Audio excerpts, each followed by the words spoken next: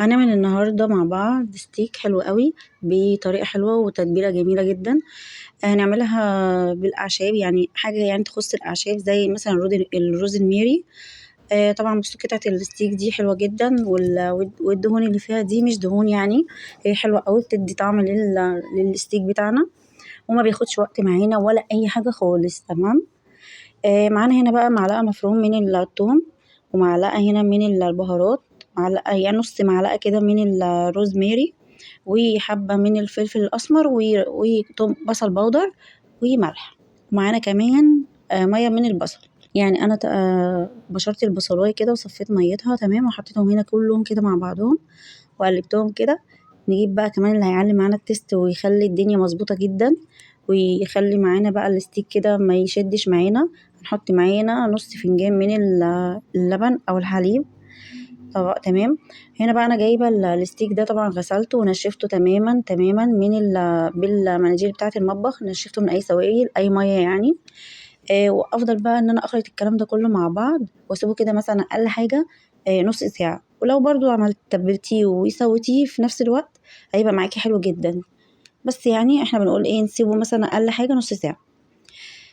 بعد ما سبته بقى انا هنا يعني خلاص كده مثلا نص ساعه تمام. نيجي عند الجريل كده، معانا هنا بقى معلقه من الزيت. طبعا جريل طاسه اي حاجه ما بتلزقش. ومعانا هنا معلقتين من السمنه، بالزبده برضو، من السمنه او زبده زي ما انت حابه. انا حطيت زيت وزبده. ونسيحهم كده تمام لحد ما يتقدحوا زي ما احنا شايفين كده. ننزل بقى بقطع الستيك كده واحده واحده. نظبط التايمر هما دقيقتين بالظبط، ونقلبها لحد ما تاخد معانا اللون. ونفس القصة برضو الجزء التاني، الوش التاني يعني. نقلبه برضو ونفضل ايه يعني، نقلب من على الوش ده للوش ده. الوش ده بياخد دقيقتين، والوش ده بياخد دقيقتين.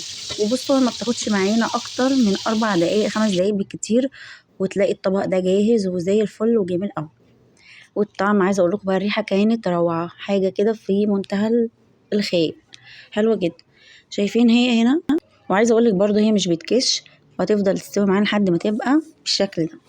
هتاكلي احلى تتبيله في الستيك يعني، حلوه جدا. وطبعا اللبن مساعد معانا ان هي ما تشدش معانا، ولا ان هي تبقى ناشفه كده، بتبقى بصوا حلوه كده وجميله كده بالشكل اللي احنا شايفينه ده.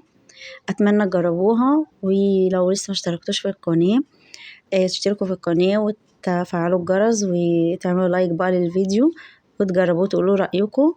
وإن شاء الله أشوفكم على خير، والسلام عليكم.